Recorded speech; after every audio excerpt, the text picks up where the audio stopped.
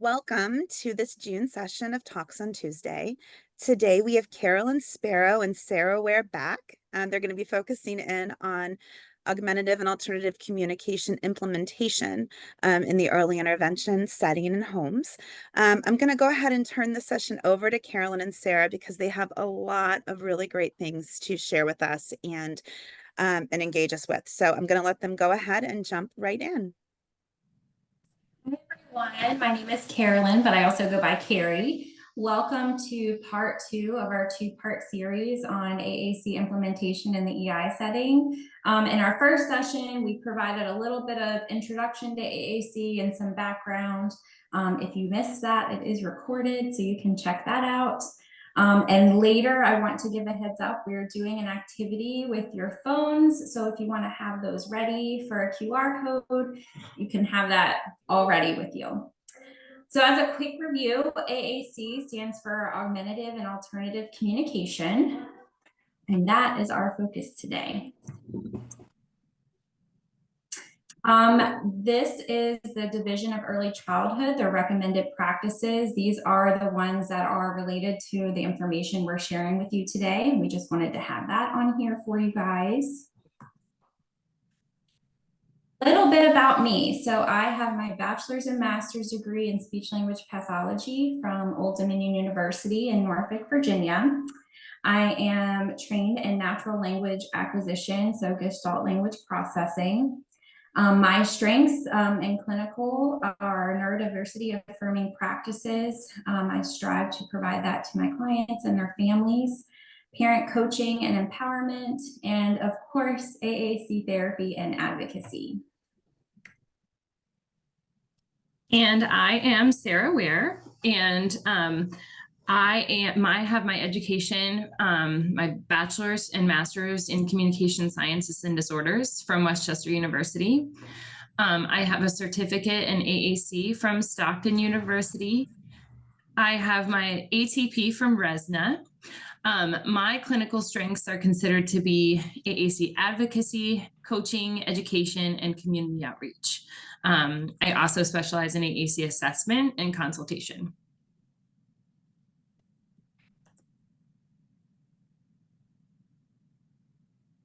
So as a quick review, again, this is part 2 of our 2-part series. So in our previous one, we really dove into the different AAC types. We talked a lot about daily routines and how to incorporate AAC into those. We debunked some myths. We talked about research to support debunking those myths. We learned about how to identify potential AAC users and how you can get started with talking to your team, including parents, about implementing AAC. But today, we are going to talk about AAC implementation and the best practices with doing that. We're also going to talk about how to incorporate daily routines or AAC in your daily routines in the natural environment, which is great for us EI providers, parent coaching in AAC, and we're also going to talk about the joint planning in AAC and how that might look. All right, but first, before we get started, we want to know who is attending today. All right, so we have some PT, speech therapy, occupational, service coordinators, developmental specialists. All right, and other. So we have a wide range of expertise here with us today. That's exciting. Okay. Early on liaison from Michigan. Nice. That's awesome. So again, it looks like we have a lot of expertise here with us today. Regardless of your area, we hope that you can take the information with you and share it with your team and help bring AAC to our kids sooner. Okay, so let's do a little review about the different AAC types. This is something that we talked about in our first presentation, but I think it's really always great to go back over. So in general, there's 3 kind of broad categories of aided AAC. There's low tech, there's mid tech, and there's high tech. So first we're going to look at low tech. That is the pictures on the left of your screen. Those do not have any sort of voice output or technology component. So at the top we have a pod picture book. And then at the bottom there, we have a low-tech core board from PRC Saltillo. And these are just different vocabulary options that, again, don't require a battery or some sort of technology component. Then we have our mid-tech options, and these are usually like a pre-recorded voice output. So at the top, we have an iTalk 4, which is 4 switch-based communication buttons that are pre-recorded and say as you touch them. At the bottom, we have what's called a Go Talk 9, and that's another mid-tech option where you push the symbol and it voices whatever's pre-recorded for that symbol. And then all the way on the right, we have our high-tech options, which are our, at the top, these are both iPad-based systems just for the purpose of this presentation, but there's other types of devices. So we have Touch Chat with Word Power on the top and LAMP Words for Life, an iPad app on the bottom. So next we're going to talk about just general AAC best practices. I love this quote. So having a communication device doesn't make you an effective communicator any more than having a piano makes you a musician. So we're going to talk about the importance of AAC implementation and how that leads to successful AAC outcomes. But essentially, when we relate this quote to AAC, it's indicating that you can have a tool, you can have a device, but you're not necessarily going to be immediately successful with it unless it's first taught. And I think that's kind of the main theme of our presentation, is just that we need to teach AAC in order to have kids and children be successful AAC communicators. So let's look at what success in AAC looks like. So again, we talked about this in part 1. So like Carrie said, please take a look at that if you haven't yet watched that recording. AAC is a learning tool and a communication tool. So again, it's a tool that we use to have language growth and development from point A to point B. We have to successfully teach AAC before we can expect successful use of AAC. And that's just really coming back to implementation and how we are providing AAC services. But we want to know, what is your experience with AAC implementation, if any?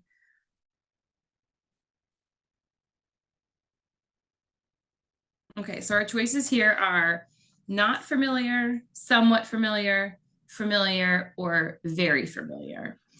I'm going to wait a little bit until we have some more participation, but it's looking like everyone is mostly somewhat familiar. So we have 60% approximately somewhat familiar, about 8% not familiar, 24% familiar, and about 8% very familiar. So there's a wide range of experience on this call, which is really great.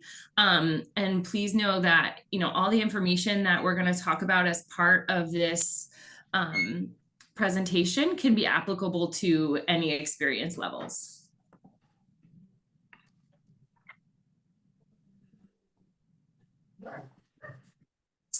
All right, so presuming competence. This describes the belief that anyone can learn. And so how does this relate to our kids with AAC? Our clients should be given tools. And so in our first presentation, we talked about reframing the way that we think of AAC and to think of it as a tool to help us with communication. And so if we view AAC as a tool and we change our mindset to think that way, then we need to teach our clients how to use it and presuming that they can learn it. So supporting them where they are and encouraging them for further success. All right, and we do that by making AAC accessible. So this is our first step. right? We're already in the home with the families as EI providers. So how can we make AAC more accessible for them? Have some backup devices or systems. So if it's a low-tech version, do we have multiple copies of the low-tech version around the home? If it's a high-tech version, do we have a low-tech copy of it in case the batteries died, or different reasons that we might need it? Is it laminated? That's always a great thing or a great idea to have your low-tech systems laminated. They can take the wear and tear of everyday life. And so another thing is having maybe a home base for any AAC. So that way it's always expected to be in that same spot in the morning. Maybe they set it by a chair at night before they go to bed, or if it's a high-tech device, maybe there's a certain place where you charge it every night, kind of like a little home hub. Again, the beauty of being in the home is that we can empower parents to become the AAC professionals themselves, and they can then go on to teach their communication partners and other communication partners with their child. Okay, so this video is started out as a poem, and I'm really excited to share it with you because it's really more of an emotional kind of poem that talks about the importance of AAC access as it relates to kids and their experiences. So I will share this with you now. It has been estimated that over 4 million people are unable to communicate through natural speech. Part of my role as a speech-language pathologist is to provide a voice for nonverbal children through alternative and augmentative communication devices, or AAC. Sadly, many nonverbal children don't have consistent access to their speech-generating devices throughout the day. In fact, 95% of the speech-language pathologists I surveyed view this as a widespread challenge.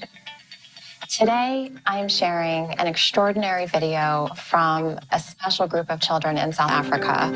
Their unforgettable voices have given my poem, "Please Don't Leave My Voice on the Shelf," far more meaning than I ever could have imagined.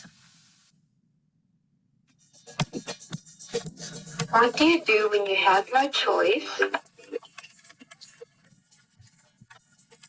When you rely on AAC to serve as your voice?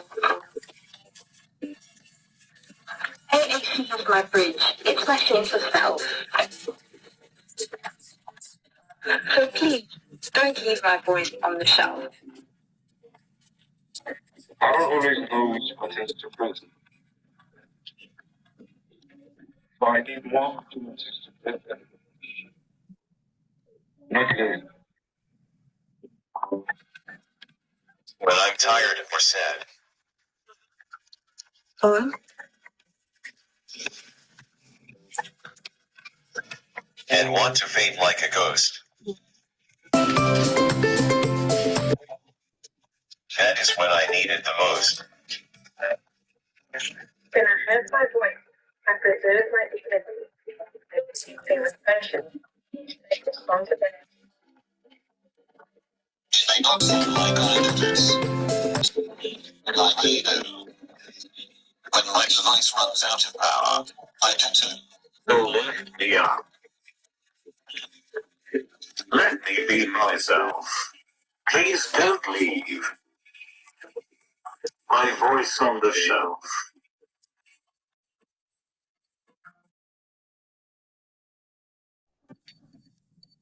It has been estimated.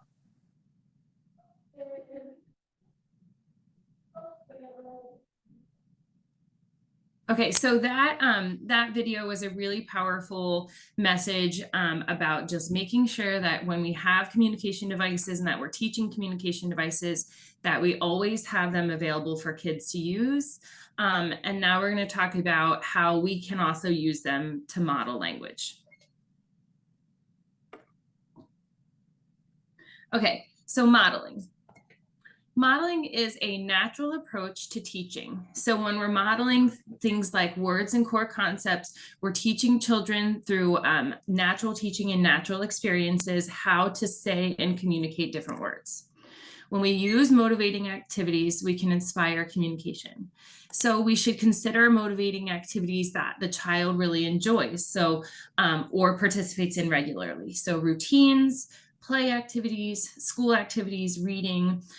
Think about the child's day. Think about the routines that the child finds exciting, they like to participate in, they like to have autonomy in, and we're going to really hone in on modeling and teaching communication and words during that time. Okay, so I want you to think of 5 words that are important for you to use throughout the day. Use the QR code. So scan this on your phone, use the QR code, and it should open to a browser on your phone. Without any context. Yes. Just think of 5 words that are really important for you throughout the day. If you don't have your smartphone available, you can always put your 5 words in the chat. Yes. Okay. Oh, those are some good ones. You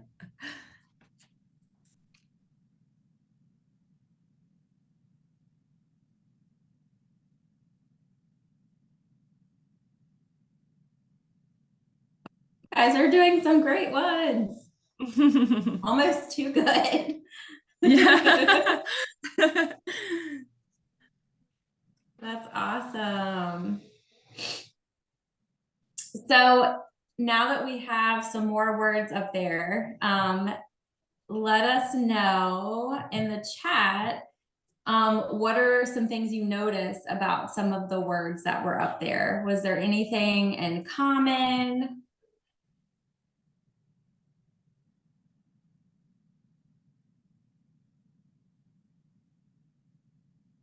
Help was very popular. Yes. Yes. Core words. Yes. So a lot of the words that we saw on there were core words, action words, some fringe words, choose the word to meet needs, but couldn't describe more. Yeah, so there was a lot of core words there, which was really awesome. Not as much fringe words as we call it, so more personal words. I did see coffee though, that would be one of mine. So yes, so knowing that if you had to use those 5 words and that's it to communicate throughout the day, you know, think about our kids that we have. And it's kind of going back to presuming competence. Do we want to initially eliminate a bunch of words? Or how motivating is that if we only have 5 words to communicate? So think about the kids on your caseload and how many words they have available to them. It's also important to think of, you know, are they all core words? Are they all fringe words? How can we change that? Is that part of what is maybe stalling progress? Is it the reason that you're making a lot of progress? It's just a nice little activity to have us take a step back and think about how we communicate throughout the day.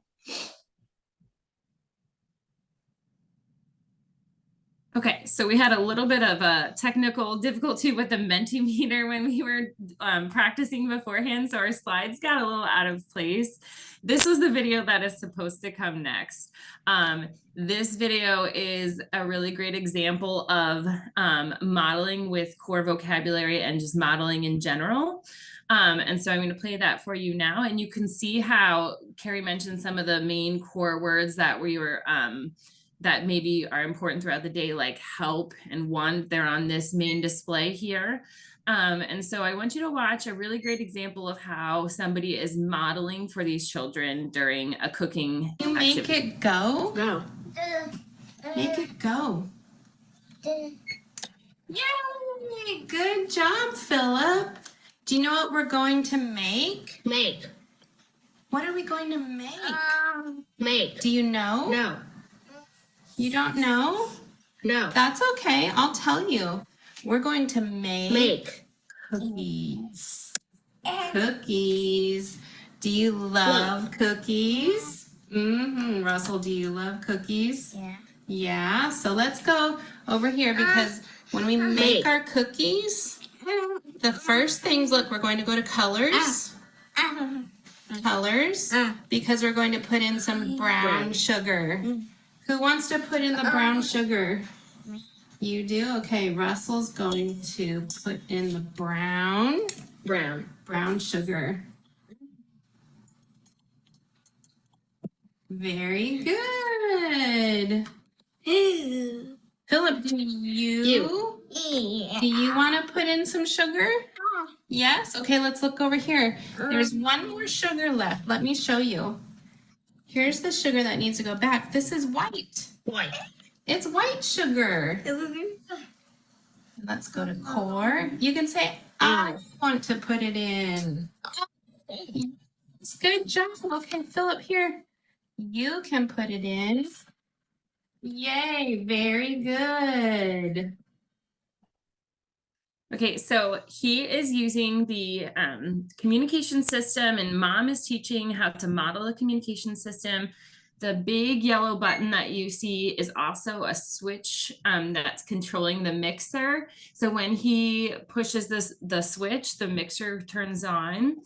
So there's a bunch of different sorts of assistive technology that are coming into play in this video. But things that stand out to me is that mom is presuming competence. She is presuming that he can use this device and that he can learn the language that's programmed onto the device. She is taking time to model. She's modeling a variety of different words. And she's also modeling without expectation, right? So she is showing the words, but she's not necessarily expecting a response from him. I think it's really great how she's pairing her verbal speech, pausing, and then modeling on the device as well, so that she's not overwhelming him with models. But the thing that stands out to me the most is that, one, this activity is highly motivating. He seems like he really likes to cook. He seems to like the autonomy and having autonomy with this activity where he can take turns. And then he can activate this really cool mixer.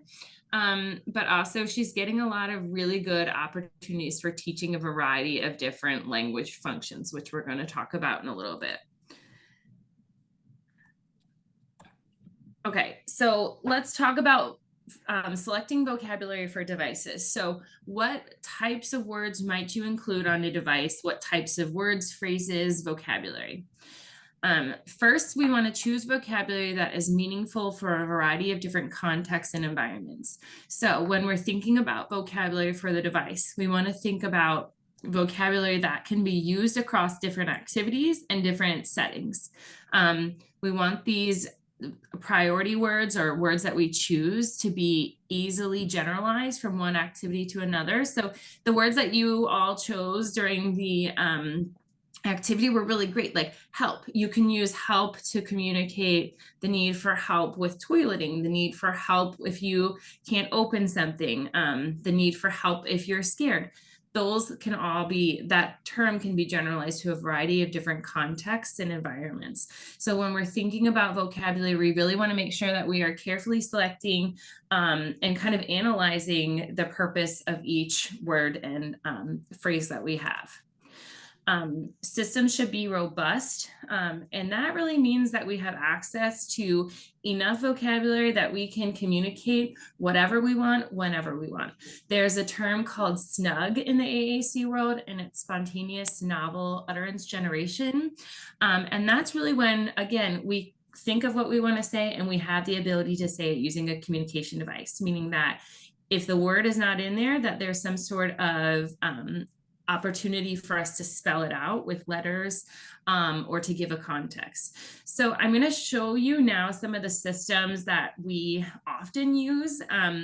There's just a few, again, like you might implement a variety of different systems, and each child may have more than one system themselves. They might have a low tech paired with a high tech, but these are just kind of some popular ones that are on the market today. So the first one I'm going to show you is called TD Snap. This is through Tobii Dynavox, and this is Motor Plan, where it has 66 symbols showing. This one can come on an iPad. This can come on a Tobii Dynavox specific device. But you can see what stands out is that they, the symbols are colorful. They're very attractive. And they are intended to be organized via a color code. And so without getting into too much detail, all of the yellow and all of the green and all of the orange kind of indicate something. And in this case, like green, you can tell is verbs or action words. So here on this main page, these are all core concepts. So they are the concepts that are important. They are 80% of what we have to say throughout the day. You can make sentences with these words. So I want more, or I need help. The voicing feature, it's not voicing on this because this is a free desktop version, but in general, if you hit the speak button, it would voice that for you. So these are the core word concepts. You can tell if you open some of the categories on the right-hand side, so like animals, that's where we're going to have more of our fringe concepts, where those are words that make up about 20% of what we say. And they are the specific, more specific nouns, like animals, color words. They might be specific toy items that the child likes, but those are just kind of like the more specific words. Here in the quick fires, these are things that you might need to say in a hurry. So I love you. I saw that somebody put that in our activity in the Mentimeter, or stop that. It also has a spot for phrases specific to the child. So I like this. I don't like this. Let's watch Paw Patrol. As you can tell, like I said, this is highly customizable to whatever the child needs, but also is robust in that it has a variety of different words, phrases, and it has access to a keyboard for spelling. So if somebody like Elmo is not in our device, not to worry, we can spell it and say it. I'm going to show you another one. So this was motor plan, and this one is called LAMP language, or well, this one's actually Unity, but Unity and LAMP are very similar. So this comes on the accent devices through Pranky Romic. This is one of the common ones that you may see on the market. Okay, so this one is hidden so that there's only a couple presenting at a time. But again, we can make those sentences with these words. So these are all core concepts. Play. This one is voicing. These are all core concepts on here. So you see want, play, like, go, stop, help. But as you open some of these, so for example, if I open this make symbol at the bottom, that's where my shapes are going to come up. So I press make, and now I'm going to press take, and here are some shapes. Or if I choose feel, here's all the different emotion words that are associated with feel. These symbols are intended to be multiple meaning symbols, so that they kind of represent a bunch of different concepts through one symbol on the main screen. But again, like I said, these are hidden. I can show you the unhidden option as well. But also here we have an option for phrases. So I like this. I like this. This is fun. This is fun. Let's go. Let's go. And so I'll show you really quickly how to make it so that, let's see, show all. All of the symbols are shown at once. So again, most of the devices that are high technology, you can hide them to make them only a few showing, and you can show them so that there are a lot showing at once. So those were two kind of main high tech options. Again, it totally depends on the child and what is best for them. I am in no way endorsing these products, but they are just some that are regularly available. So here are some low-tech options. These are made through lesson picks. So here are our core words: want, more, help, go, stop, where the child could just point to each of them as they communicate them. And then you would say the word, or the child would hopefully say the word. These are more of those fringe vocabulary items. So truck, TV, ball, outside, toys. And these are phrases that are important. I want to play, I want to go, I don't want to go, I'm all done. Again, these can be printed, laminated. You could put them by the pool, you can put them in their playroom, you can have them regularly available on hand at all times. There's just some different options for everyone. Okay, so let's get back to the presentation. Okay. All right, so we talked a lot about core words and fringe words, and we're going to bring it home about why they are so important for us to have for our kids. And that's for teaching communicative functions. So a lot of times we can fall in this routine of teaching requesting, but there's so much more to communication than requesting. So we want you guys to leave in the chat, what are some other ways that we communicate? What are some other functions of communication that we have? So again, the big one I think we think of is requesting. There's commenting that we have coming in, responding, asking questions, great, sharing your interest, gaining attention of others, yes, answering questions again, greetings, farewells, feelings, that's awesome, you guys are doing great. So you see there's so much more to communication, and if we limit kids to either just core or just fringe, we're also limiting their communication. So that's just something to think about while we are working with families to program devices. So bouncing off of this, protesting, that was a good one. We have in our next slide, this is about, this is actually an assessment that Sara and I created. It's a pre-linguistic and linguistic skills assessment for AAC users. We will have this link for you all. It is free on Teachers Pay Teachers, but a section of this is where we look at pre-AAC and post-AAC data and how they're using communicative functions. For the purpose of this presentation, we're just showing you all the different ways that we can communicate. And again, when using this assessment, you know, we might not expect a 3-year-old to tell jokes, or we might, you never know. My sassy 4-year-old does. These are just some things to keep in mind to make sure we're not just hanging out in the requesting and that we're exploring other ways to communicate.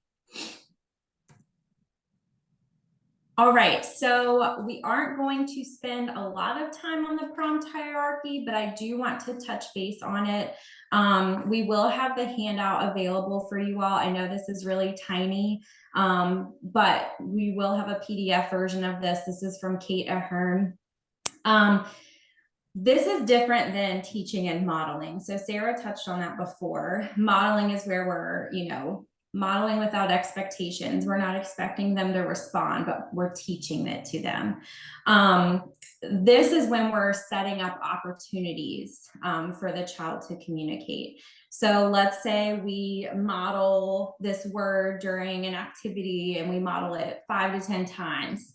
And then maybe we want to see if they are responding to it, or if they're starting to understand. So we might first, according to our prompt hierarchy, is whatever we're doing motivating? So are we setting up an activity that they're having fun with? So with our little guy before, he was cooking, and that's something that's motivating to him. So maybe if mom, you know, was really doing like more or focusing on one word, the next step would be to pause. And I think that's sometimes really hard for us as speech therapists, being comfortable with the quiet in the room. So that's just something I want to bring back to you guys, is think about, are we giving them enough time to process this information? And that is what this goes back to. So I always like to give myself a little refresher. Am I, one, making something fun, but also am I giving them enough time? And so again, this all goes back to our goal is for our clients to be independent communicators. And a lot of times our clients can become prompt dependent. And this is because we might be over prompting them. And this is how we can avoid it. So just a little thing to keep in the back of your head. Again, this will be available. Okay, so let's talk a little bit about how this relates to not only daily routines and natural environment, but also early intervention and early intervention best practices. So AAC is best implemented in the natural environment as part of daily routines. We know that, and that's great for us, especially as EI providers, because one, we are part of the natural environment, and two, we are in the home, so we get to see these daily routines and how children kind of participate in them. We had a big discussion in part 1 about participation as it relates to AAC. So be thinking about how a child participates and be thinking about how we can use AAC to teach participation in these daily routines. Daily routines in the natural environment allow for teaching, again, participation in meaningful context. So think about the daily routines and how important they are to the child and the family. And that's why we're going to really implement AAC as part of those daily routines and activities, so that we can really get the biggest buy-in from the child, the biggest buy-in from the family, and then get the biggest results. In using these daily activities and routines and in these natural contexts, we are encouraging parents and empowering them to be teachers of AAC. They are then able to facilitate AAC use without us, and that is always the goal. So let's practice. Okay, so here is a daily routine of bath time. This little guy is so cute. So let's think about bath time. That is a very common daily routine that I hear about often when I ask parents like to describe their day and what daily routines are important to them. So in the chat, I want you to think about, now that we have learned about fringe vocabulary and core vocabulary, and even phrase-based sentences that we can model, I want you to leave it in the chat what opportunities and what things might we model during bath time.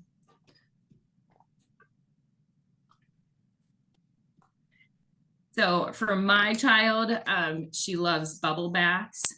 So I could think of more bubbles off the top of my head.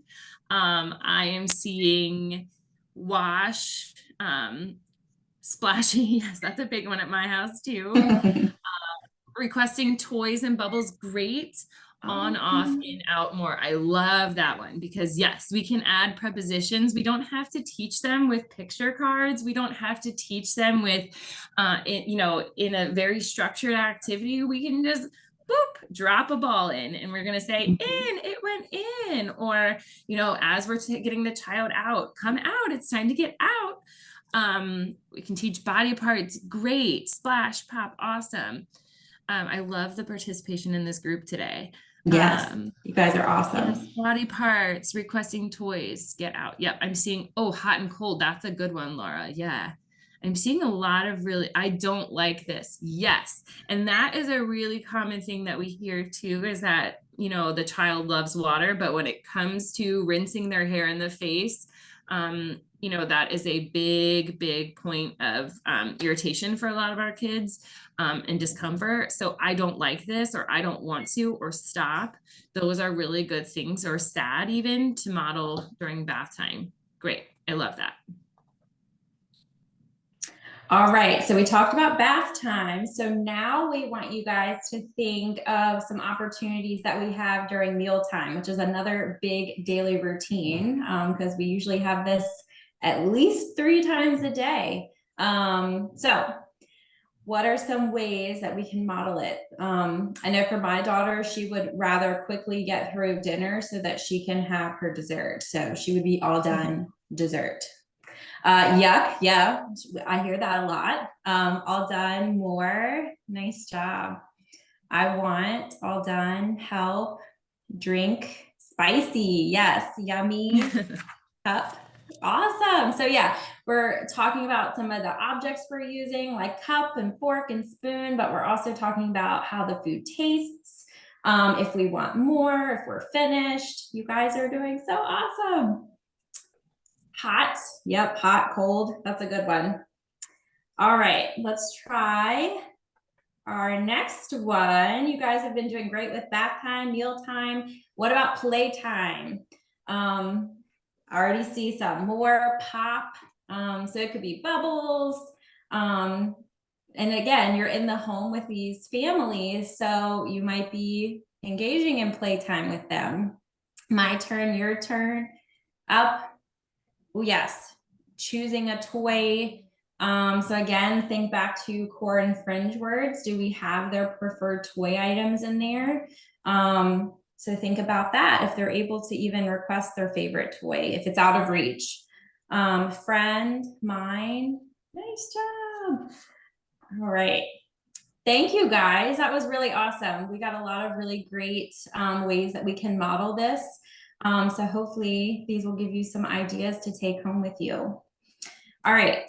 Now that we've talked about how to incorporate it into daily routines, let's touch base on parent coaching in AAC. So we can't coach unless we've built trust, rapport, and relationships with these parents. We're in their home every day, and a lot of times as EI providers, we're usually the first providers to see them after they've received some sort of news or information that maybe their child's not developing like typically developing kids. So we have to work on this, and this can take time. And this is going to help us understand their goals and what they want from us and how to support them. And this all goes back to meeting the families where they are. So think about how your family learns. So are they auditory, visual? Do they learn by doing hands-on? You know, the more you work to build a relationship with your families, you'll figure out which works best for your family. Some families don't want a bunch of power or handouts or PowerPoints. Maybe they do better with videos. Maybe a lot of companies now offer like YouTube trainings or online trainings. Maybe they would prefer that and then maybe just listen to it. Some weeks your families might have more stressors than others. So that's something to consider week to week as you see your families. Maybe that week they just can't take a lot of auditory information. Maybe, you know, it's more hands-on. You know, maybe you don't have as many handouts that week. So you kind of have to just go with the flow, which can be hard, but just meeting them where they are and how they learn best at that time. Right, so these are all coaching strategies that we can apply to AAC. And so we as EI providers, we have the foundational coaching skills. So we are just using that, incorporating AAC into their daily routines. So again, we're meeting the families where they are. Daily routines, we're there every, well, not every day, but we are there during their daily routines, and we can just show them how to use it during those. Yeah, so we're also going to talk about how this relates to a joint plan. So plans should be clear, concise, and achievable. They should be created with the family, and they should be aligned with the IFSP goals. So plans, really, you want to make them at the end of the session, and we want to make them so that the families are bought into the session, right? They are aware of what's coming next, and they are clear and concise so that they can carry them over. The answers to the questions that were asked in the initial part of the coaching session. So how was last week? Tell me about what's going on. They should be addressed and serve as a guide for the therapy session. And then the therapy session should also go along with the implementation plan. And it should be a guide for whatever plan is coming next. And then the team should ensure that parents are equipped to educate and encourage AAC use. So as part of coaching, we're making sure that the parent is comfortable and confident in using the device at home when you are not there. And then we are also making sure that the parent is comfortable and confident in carrying over communication using the device after you leave.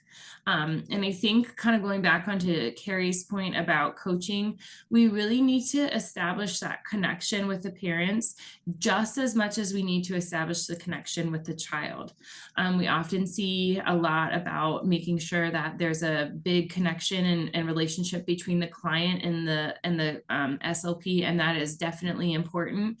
But there also needs to be a very strong relationship between the family and the SLP so that we can use our best coaching and really guide them in their communication journey. Okay, so this is also edited from our assessment tool that we will link. And essentially it just has an area for us to outline the child's current participation in those daily routines. So on the left-hand side, we have an opportunity to put where we can do what the daily routine is. We can describe the setting, the communication partners, and then the communication needs. And then on the right, we can describe how they are currently communicating. And we're going to do a case study in a second where we kind of show you and walk you through this process. All right, so here is our case study. We're going to take a look at one of our fellows and walk you through how we might use these things. So as a little background, this child has a language delay, communicated ah, that was pretty much the only vocalization he had, very passive in communication, very inconsistent with signs. A lot of times he would just kind of like filter through them because he wasn't sure what to do. So let's take a look. So what we did first was we looked at his current goals.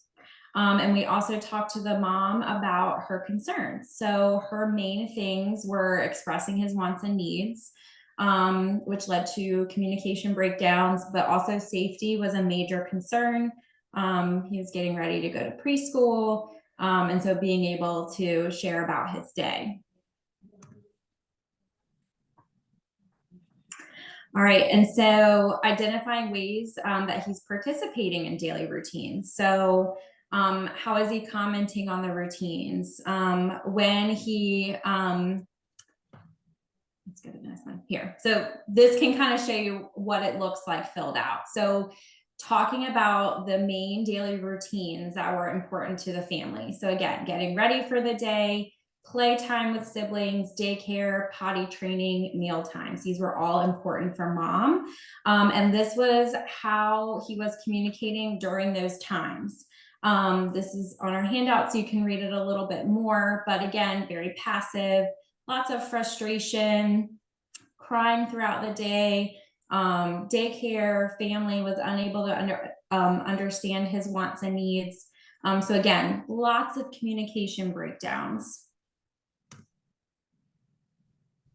All right, so taking all of that, that's a lot of information, but we want to talk to the family and figure out what is the focus, like what is the most important right now, what would help them in the moment. So then once you pick that, you're going to then look at how you can model AAC and teach strategies during those activities. So let's look at another example. So again, these are our same daily routines over on the left. And then we also have, again, how he was communicating. And then we noted some ways that we could incorporate AAC use.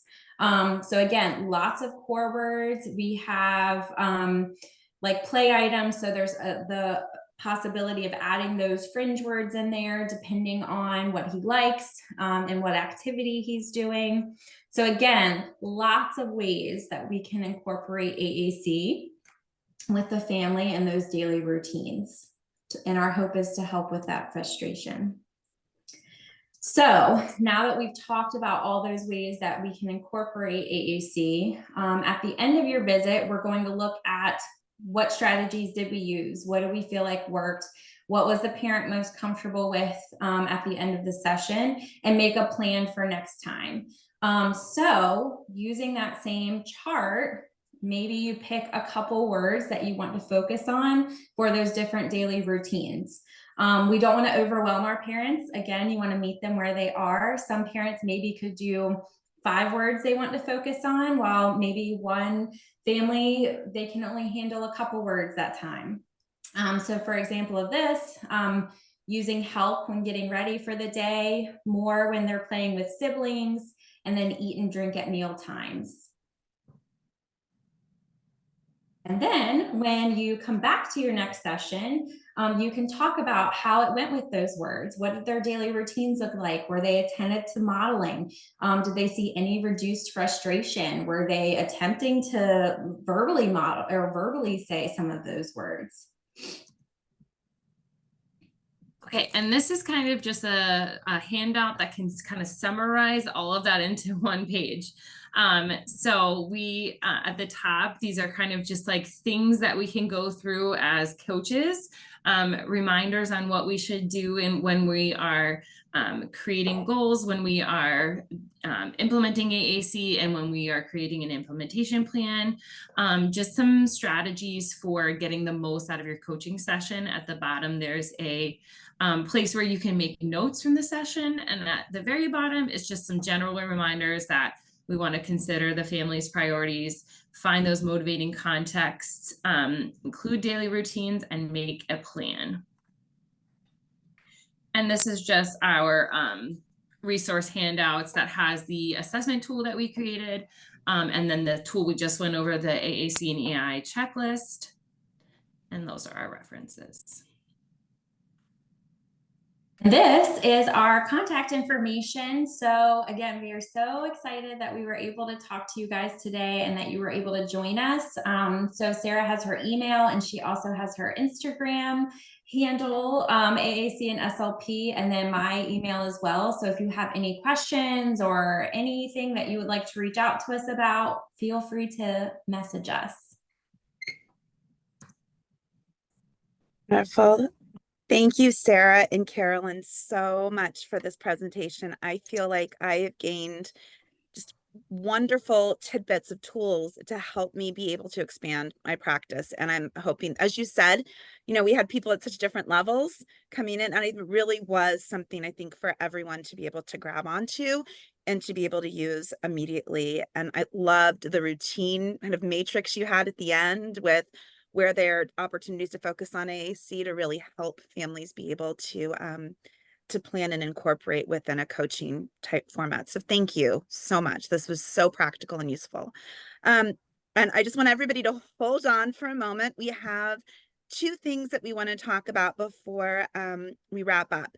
One thing though, is I did want to just make sure if anybody has, you know, particular burning questions right now, and you want to go ahead and put those in the chat for Sara and Carrie, I'm going to let them be able to kind of look over those and be able to answer them as I'm talking next about these 2 things that we wanted to talk with you about.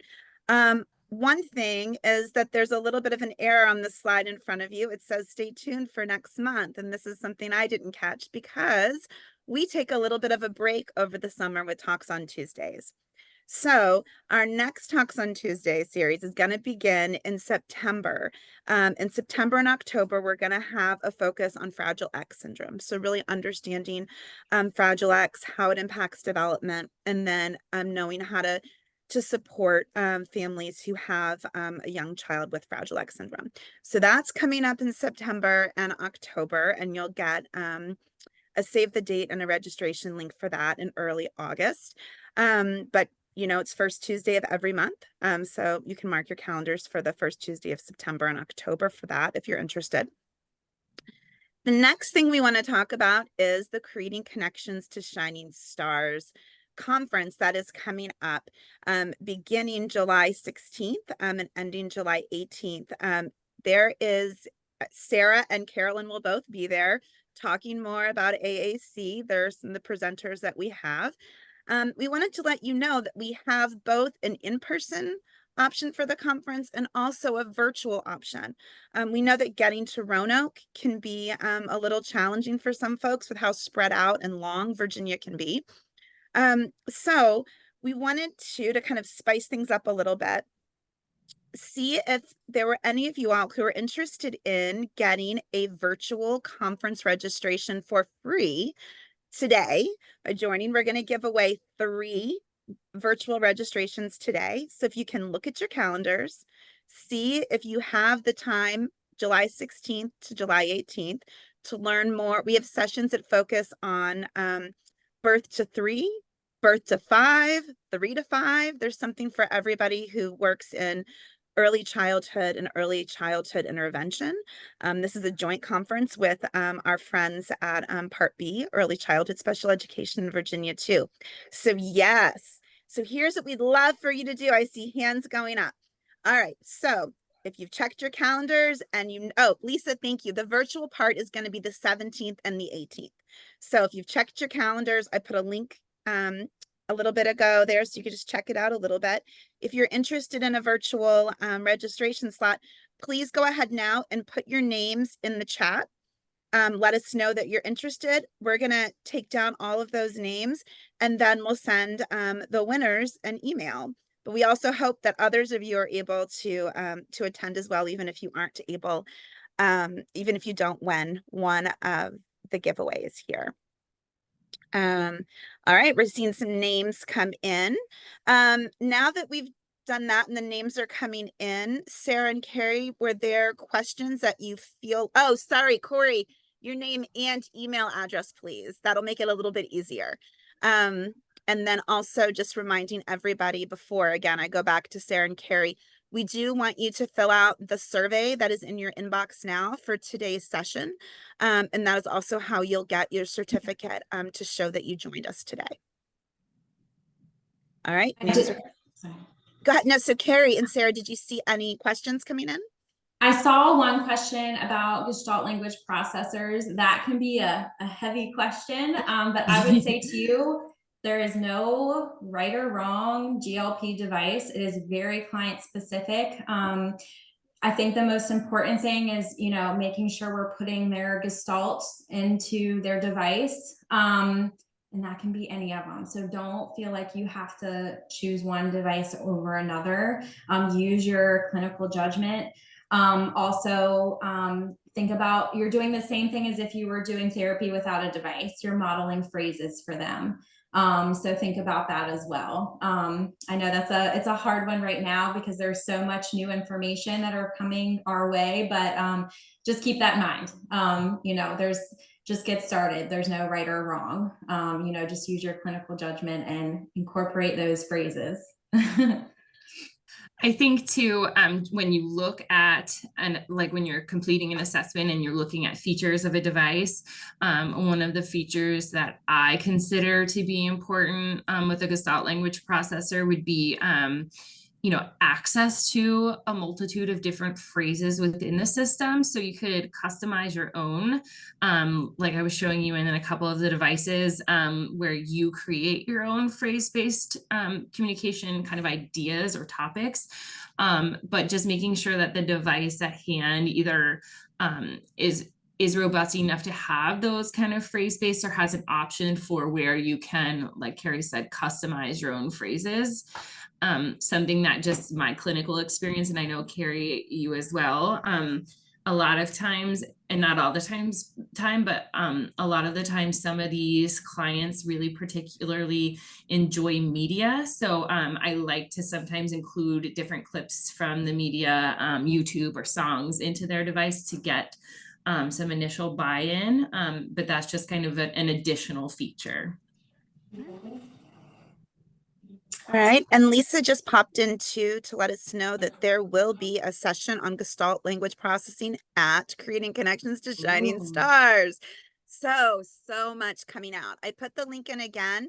Just remember to keep checking in. You'll be able to see what sessions are happening virtually. And we also do have the author of Pete the Cat, and I believe an appearance by Pete the Cat himself potentially happening as well. So lots of good things.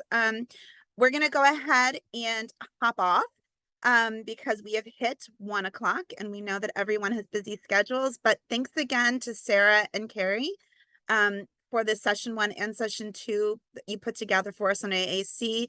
Don't forget to complete your surveys to get your certificates and also to give us that important feedback that we need. And now we will be sending out shortly the 3 winners. So thanks to all, and we will see you in September for our next Talks on Tuesday.